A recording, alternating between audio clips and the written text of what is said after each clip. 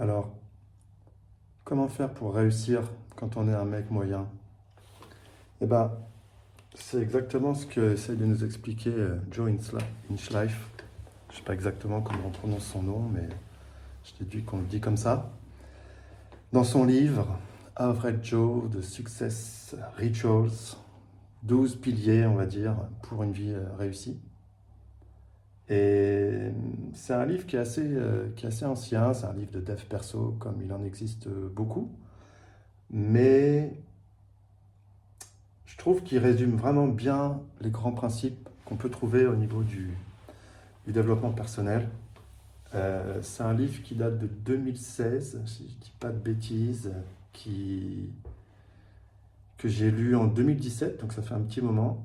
Et je propose d'en reparler aujourd'hui parce que, comme je disais, c'est vraiment un résumé de toutes les techniques, on va dire, de dev perso, ou du moins les 12 piliers, les 12 habitudes à prendre pour être successful quand on est un average Joe, donc un mec moyen.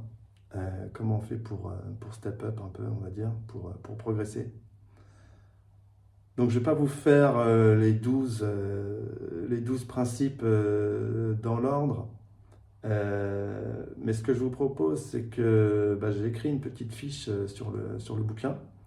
Donc il doit y avoir un lien quelque part à cliquer pour pouvoir télécharger cette petite fiche gratuitement, bien sûr. Hein.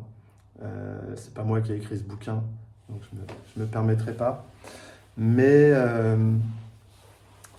c'est vraiment un résumé de toutes les techniques de dev perso. Et ça peut sembler un peu cliché, un peu simple, un peu vraiment, vraiment basique.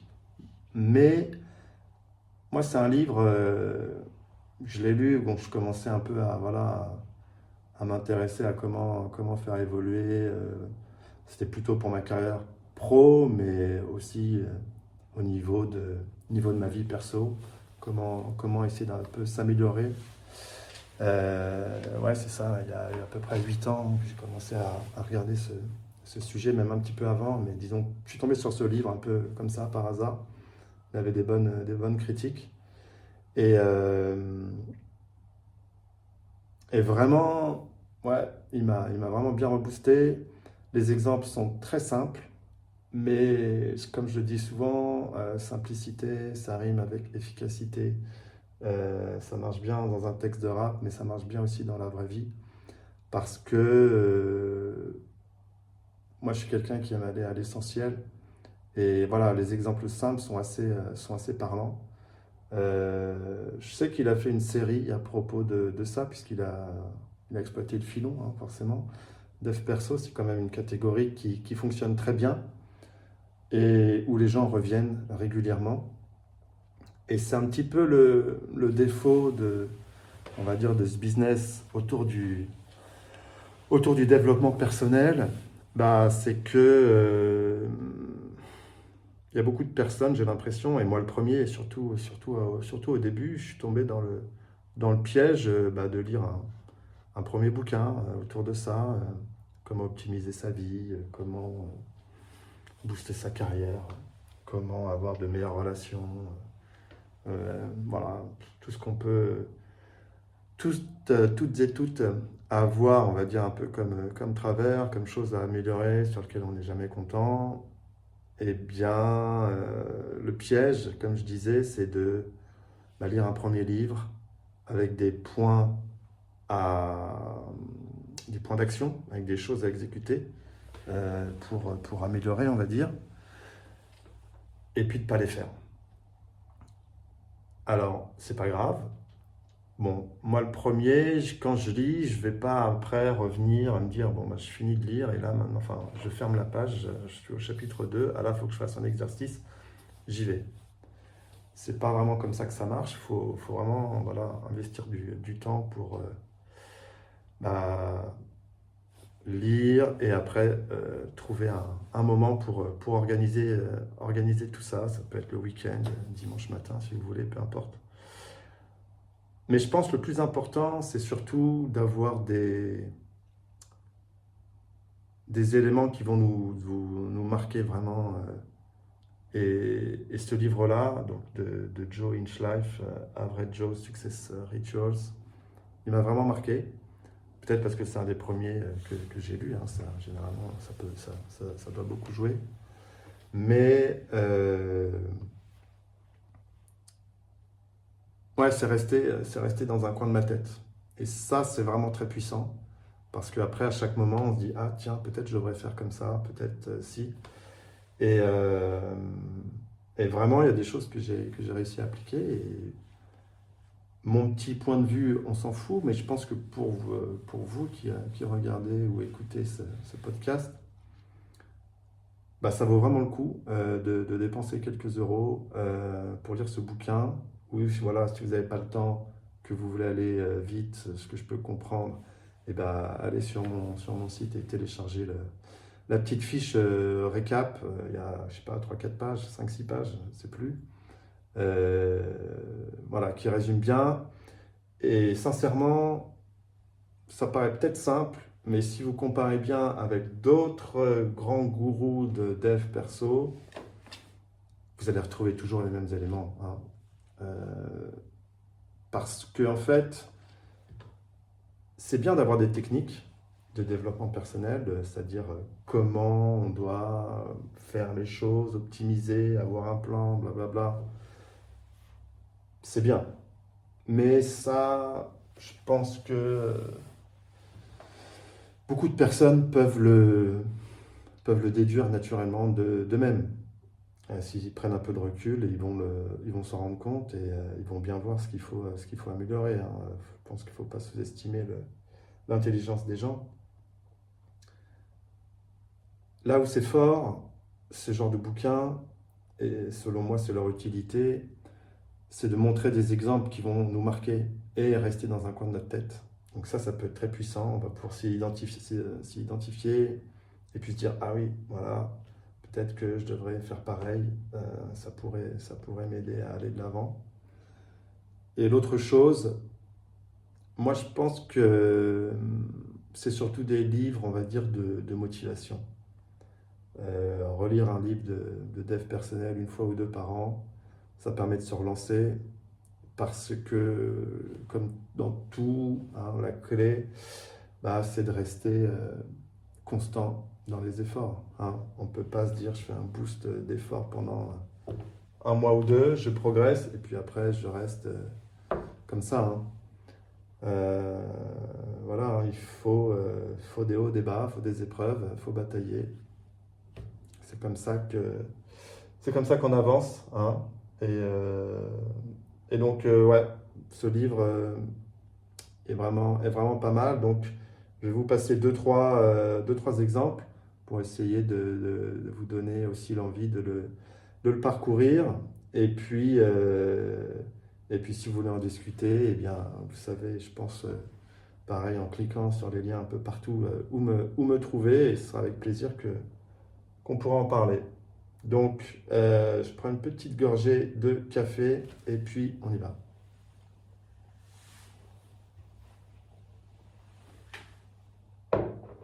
Alors, les 12 principes. Le premier, hein, bon, c'est facile, se lever tôt. Bon, ça paraît vraiment bête, c'est ce que vous dit votre grand-mère, mais ça fait vraiment la différence.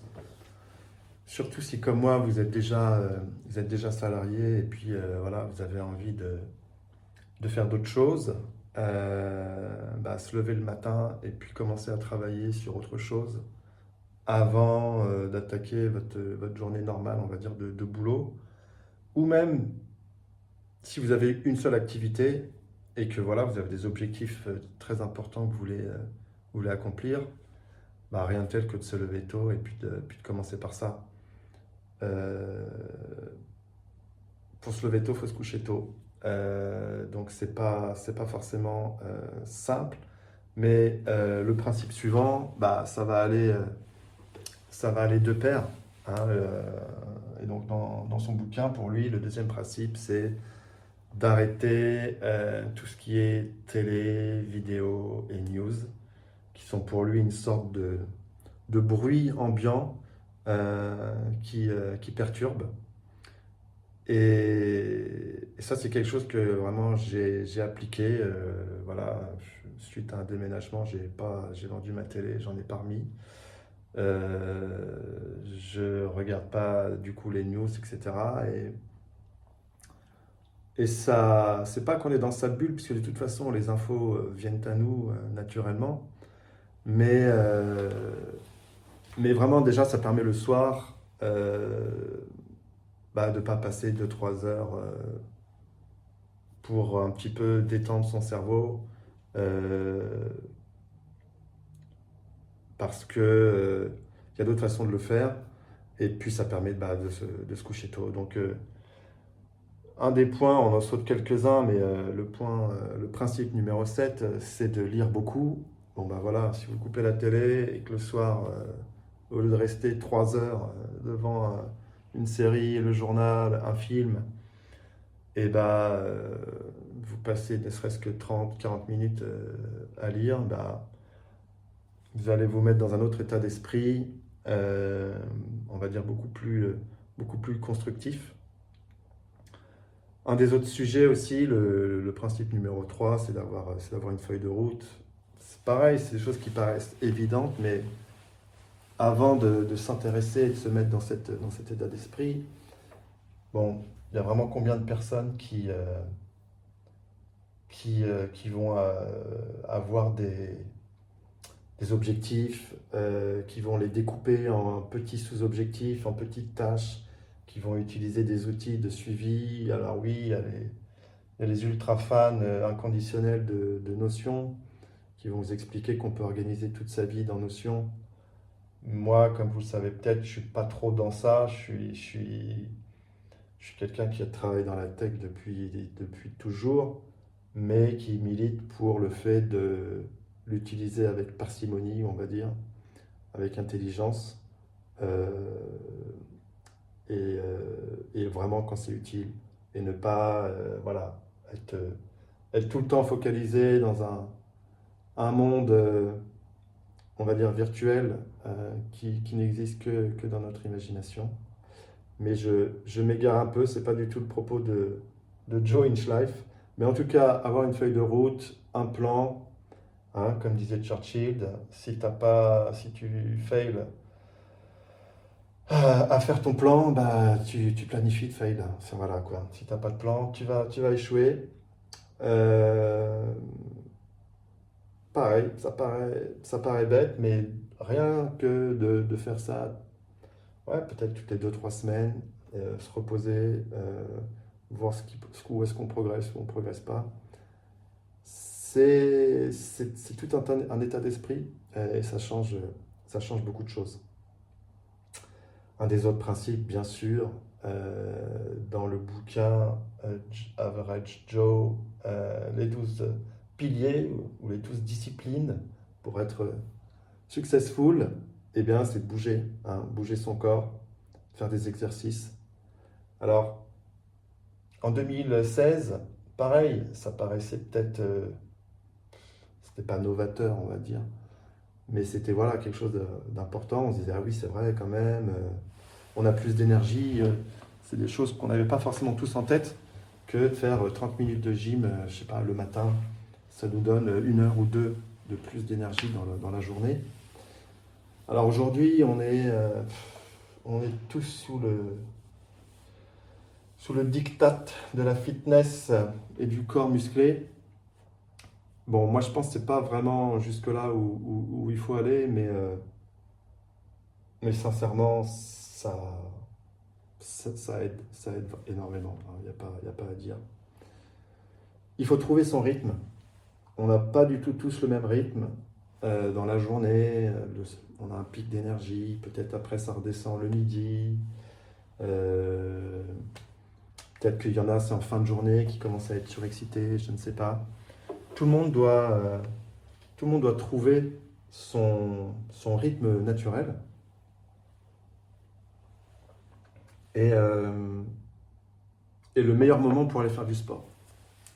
Alors, bon voilà, moi je suis comme tout le monde, hein, je regardais les vidéos des super coachs et beaucoup proposent de commencer la journée par les exercices parce que c'est le plus dur et comme ça le plus dur est fait. C'est comme se lever tôt. Il faut se lever tôt et commencer par les choses qui ont plus d'impact ou qui sont plus dures pour ensuite aller progressivement. Bon, ça dépend des gens. Moi, dans mon cas personnel, puisque je peux parler de ce que je connais, le matin, moi, c'est une montée où c'est mon cerveau qui va se mettre à vraiment travailler. Euh, Allez, à peine 1 heure, 30-40 minutes après le réveil, ça commence à se mettre en route.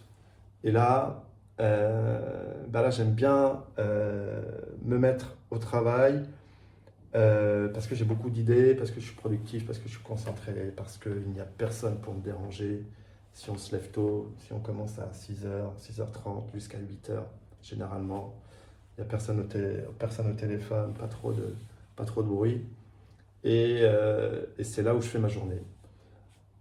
J'ai essayé de faire du sport le matin, mais comme me disaient mes camarades de basket, je fais du basket en club, je suis une sorte de diesel. Je mets du temps à m'échauffer. Et, euh, et donc le matin, je suis super froid. Et j'avais plus tendance à me faire des torticolis, j'y arrivais pas. Le sport le matin, c'est pas pour moi.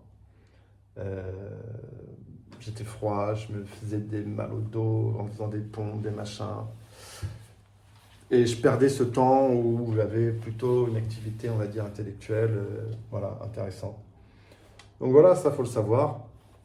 Et faut apprendre à se dire à quel moment c'est le mieux pour moi. Et peut-être qu'il y en a, c'est tôt le matin, peut-être qu'il y en a, c'est à la pause du midi. Après manger, on a tous ce pic où voilà, on s'endort un peu. C'est peut-être le meilleur moment pour aller faire du sport, pour réactiver. Je ne sais pas, je n'ai pas essayé. Moi, personnellement, je fais une petite sieste, 10-15 minutes. Chacun fait ce qu'il veut, il faut juste trouver son rythme. Mais vraiment, bouger, c'est important. Moi, je trouve que après une journée de travail, se lever très tôt, essayer de finir tôt, vraiment finir le plus tôt possible son travail, genre milieu d'après-midi, si possible.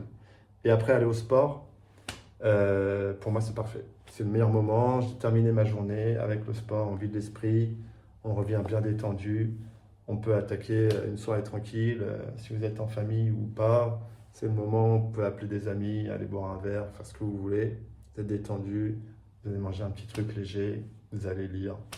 Et ben voilà, c'est pas si mal. Euh, Si on continue dans les autres principes, comme je disais, je vais pas tous les faire. Tenir un journal, c'est le principe numéro 8. C'est pas mal. C'est pas mal, ça permet de vider son esprit. Ça dépend aussi des gens, mais c'est pas forcément à faire quelque chose qu'il faut faire tout le temps. Mais de temps en temps, ou quand on a l'esprit un peu encombré, ou quand on a plein d'idées, bah, tout écrire, c'est le moment où on prend du recul et on peut analyser plus facilement des choses, et puis ça permet de vider. Ce qui était dans la tête devient écrit sur un papier, on peut l'oublier. Donc, moi j'aime bien aussi. C'est pas forcément tous les soirs, pas du tout tous les soirs dans mon cas, mais régulièrement. Peut-être qu'un jour je vous parlerai des petites applis que j'utilise comme ça, qui sont très simples aussi, mais c'est pareil, très, très efficace. Ce sera sûrement l'occasion d'un prochain sujet. Et puis pour terminer, le 12e, et je vous laisserai aller vraiment chercher ça dans le livre, sortir de sa zone de confort. On le sait, on sait les bénéfices que ça nous fait progresser face à l'adversité, des nouveaux problèmes, des nouvelles solutions, donc des nouvelles compétences acquises ou voilà, un nouvel état d'esprit pour pallier à cette zone d'inconfort. Plus on y va, plus on a l'habitude de l'inattendu, Et donc plus on réagit mieux, on a moins tout de suite ce coup d'anxiété qui pourrait arriver quand voilà, enfin, ce qui est naturel, hein, et qui est notre corps qui nous indique que justement, ah, l'adversité, je te donne le boost pour pouvoir le surmonter. À force, on sait l'anticiper et réutiliser l'énergie directement dans l'action positive plutôt que de le garder dans de l'anxiété, avoir les mains qui tremblent, mal au ventre ou être paralysé. Donc vraiment s'habituer à sortir de sa zone de confort. Donc c'est, je pense, pas quasi impossible, mais c'est vraiment très dur de de s'y mettre par soi-même. Donc ce qu'il faut, c'est aller chercher toujours la nouveauté, toujours s'intéresser sur les choses nouvelles, ce qui vont amener des nouvelles problématiques. Et donc ça va aider à aller d'une certaine façon dans sa zone de confort, de sortir de sa zone de confort. Puis c'est un éveil, une curiosité. Voilà, on n'a pas forcément naturellement, mais voilà, il faut toujours se forcer dans ce sens-là, et ça, par soi-même, on peut le faire. Et, euh, et sinon, bah, pour aider à aller chercher comme ça des nouveaux challenges, bah, je pense qu'il faut aller chercher de la motivation, par exemple dans des livres de dev perso, qui, comme je le disais au début de cet épisode, sont à mon sens plus des livres à prendre comme des boosts de motivation que comme des livres avec des nouvelles techniques révolutionnaires qui vont vous faire passer très rapidement du point A où vous êtes actuellement pas forcément satisfait au point B où vous serez toujours satisfait. Le point B n'existe pas vraiment, mais il y a des progressions, des différents paliers, et il y aura toujours des challenges, et il y aura toujours de l'insatisfaction, quoi qu'il arrive. Mais ça n'empêche que voilà, avec les années, bah, je pense que ça vaut le coup de savoir progresser. Et donc pour revenir au point du début, eh bien voilà, ces 12 principes, selon moi, suffisent déjà largement.